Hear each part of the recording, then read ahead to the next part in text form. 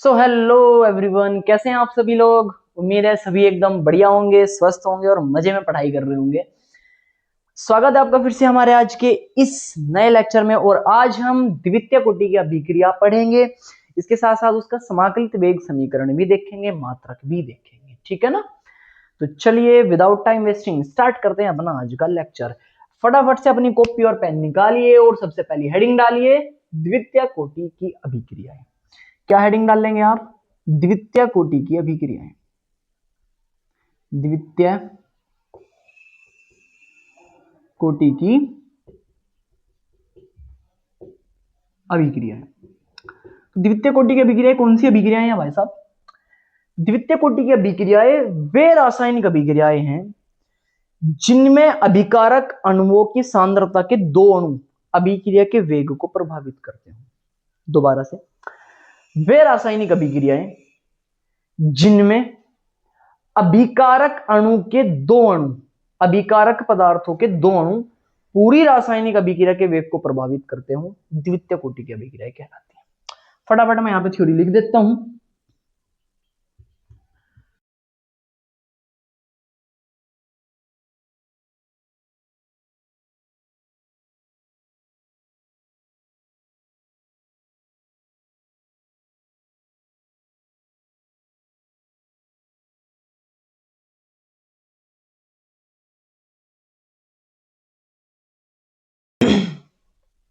तो चलिए क्या लिखा गया है?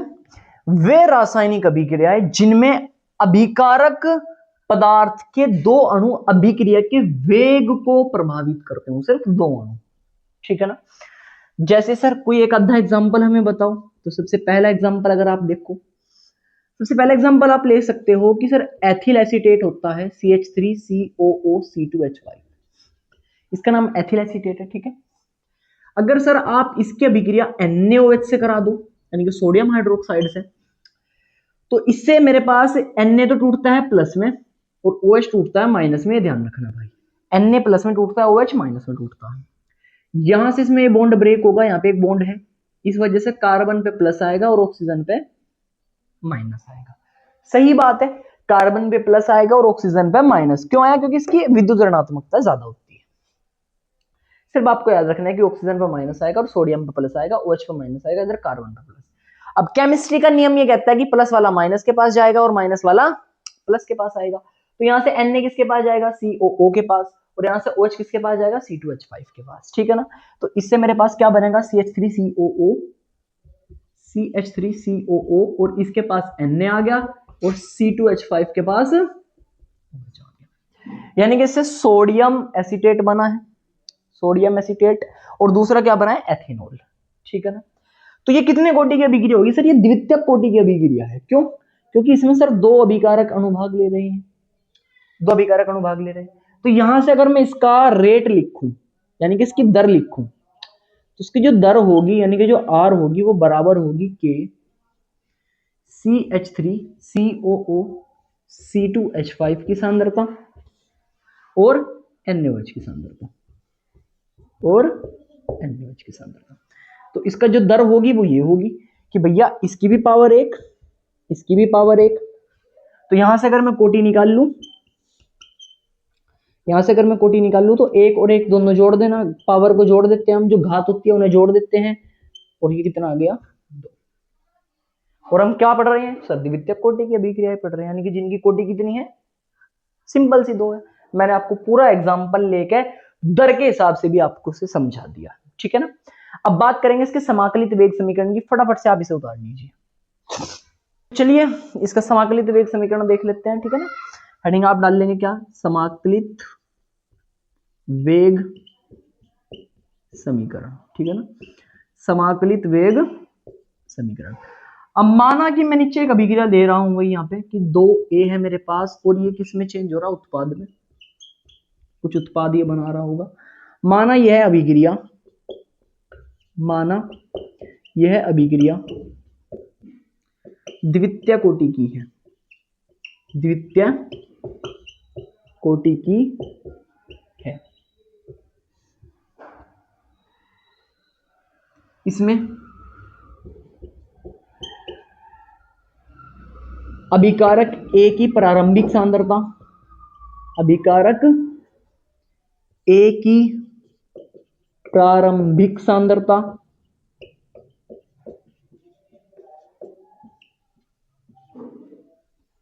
ए नोट तथा टी समय बाद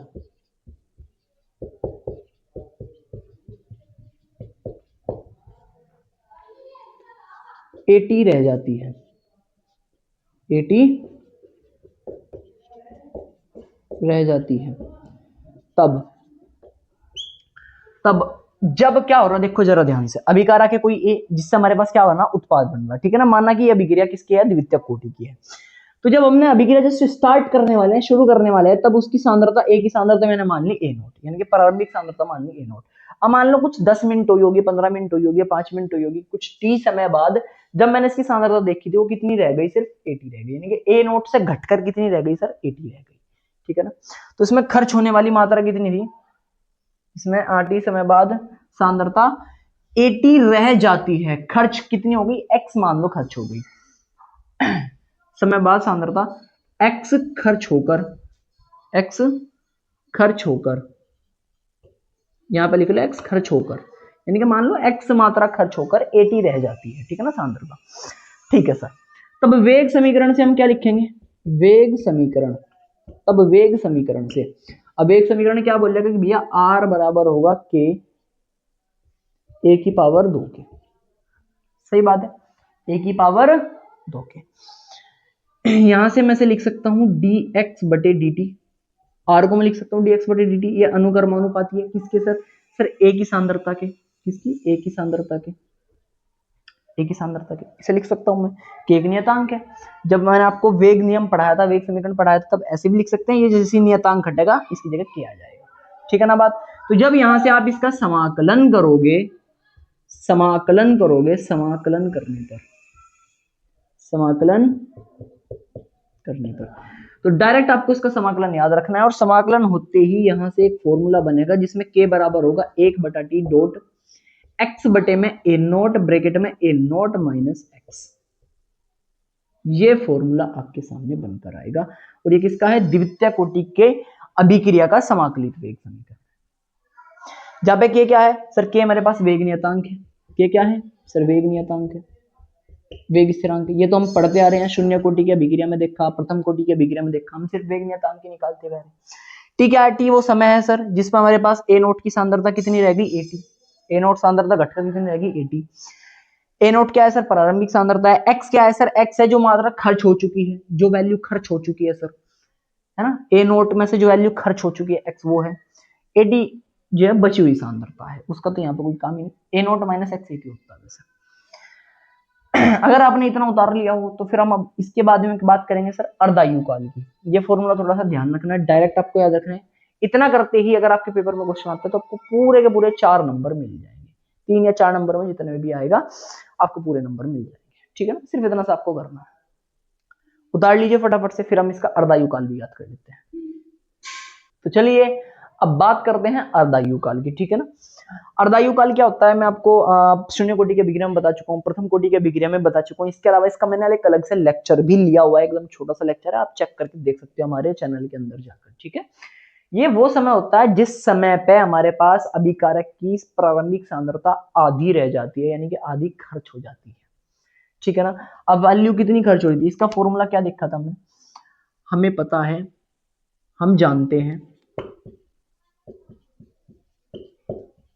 क्या जानते हैं हम सर, हम ये जानते हैं कि जो द्वितीय कोटि के लिए के का फॉर्मूला होता है वो होता है 1/t डॉट x बटे में ए नोट ब्रैकेट में ए नोट माइनस एक्स। ये सर हमें जानते हैं पहले से, अभी हमने पता करा है जस्ट, ठीक है। सांद्रता आधी खर्च होने पर, सांद्रता आधी खर्च होने पर, यानी कि अर्धायु काल की बात कर रहे हैं, खर्च होने पर, जब सांद्रता आधी खर्च हो जाएगी उस समय को तो हम क्या बोल देंगे, टी हाफ, यानी कि अर्धायु काल। टी को हम क्या लिख देंगे, टी हाफ, यानी कि अर्ध आयु काल, ठीक है। और x की वैल्यू कितनी हो जाएगी, ए नोट बटे 2। क्यों, क्योंकि भाई मान लो आपके पास शुरू में 4 टॉफी थी, आधी रह के कितनी बचेगी, 2, मान लो आपके पास 6 टॉफी थी, आधी रह के कितनी बचेंगी? 3, यानी कि आधी रहने का मतलब 2 से ही तो भाग दे रहे आप, आधी रहने का मतलब 2 से ही तो भाग दे रहे। तो वही यहाँ पे हमने प्रारंभिक सांद्रता की आधी खर्च हो जाती है, या खर्च हो जाती है, यानी प्रारंभिक सांद्रता ए नॉट थी, आधी खर्च हो जाती है, यानी कि 2 से भाग दोगे। खर्च होने की वैल्यू एक्स को प्रदर्शित करते हैं। एक्स किसे बोलते हैं? जो खर्च हो रही है, प्रारंभिक सांद्रता की आधी खर्च हो रही है, तो ए नॉट बटे 2 इसकी वैल्यू आ जाएगी। ठीक है, ये भी चीज आपको समझ आ गई होगी। बाकी मैंने आपको बहुत अच्छे से समझाया हुआ है पहले भी, अभी भी मैंने आपको बता दिया। ठीक है, एक्स की और टी की वैल्यू आप यहाँ पे डाल दो फटाफट से, तब क्या हो जाएगा सर? के बराबर आ जाएगा 1/t½ डॉट एक्स की वैल्यू ए नॉट बटे 2 बटे में ए नॉट बटे 2, सॉरी ए तो ए नॉट तो यो रहेगा, ए नॉट ब्रैकेट में ए नॉट माइनस ए नॉट बटे 2। सही बात है। इसे मैं थोड़ा सा लेके जाऊं, टी हाफ को इधर ले जाऊं, के नीचे आ जाएगा, तो यहां से टी हाफ बराबर क्या हो जाएगा? 1/k डॉट ए नोट में से आधा ए नोट घटा रहे, एक में से अगर आप आधा घटाओगे तो कितना बचेगा? आधा बचेगा। सही बात है। तो ये पूरा एक है, ये पूरी वैल्यू एक है, इसमें से आधी वैल्यू घटा रहे तो आधी तो बचेगी। ए नोट में से ए नोट बटे 2 घटाओगे तो ए नोट बटे 2 आएगा भाई साहब। ऊपर कितना बच रहा सर? ए नोट बटे 2 बच रहा। नीचे कितना बच रहा सर? ए नोट गुणा ए नोट बटे 2। सही बात है, ये ए नोट गुणा में है, और इसमें से जब आप इसे घटाओगे तो ए नोट बटे 2 आएगा। इतना मैथ तो आता होगा सभी से, बाकी मैंने आपको बता भी दिया है। आगे बढ़ते हैं, इसको मैं वहां पे लिख लूं, इसको मैं वहां पे लिख लूं, या ऐसे बात कर सकते हैं हम कि बीच वालों की बीच में गुना और बाहर वालों की बाहर में गुना, तो ए नोट की 2 में गुना होगी, तो यहां से टी अर्धायु काल कितना आ जाएगा सर? अर्धायु काल आ जाएगा यहाँ से टी हाफ बराबर 1/k डॉट बाहर वालों की बाहर वालों में गुना, ए नोट की 2 में गुना, तो 2 गुना ए नोट आ जाएगा, 2 गुना ए नोट आ जाएगा। अंदर वालों के अंदर में गुना, इनके 2 गुना ए नोट का स्क्वायर, 2 गुना ए नोट का स्क्वायर। ठीक है बात एकदम? जी सर बिल्कुल एकदम बढ़िया।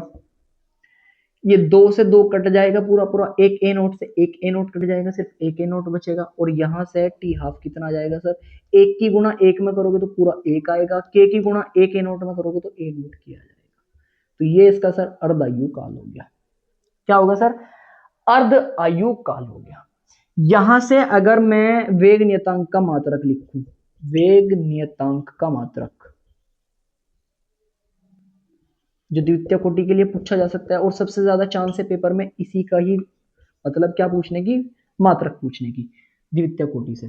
तो वेग नियतांक का जो मात्रक होगा, यानी कि के का, के इधर आ जाएगा तो समय नीचे आ जाएगा।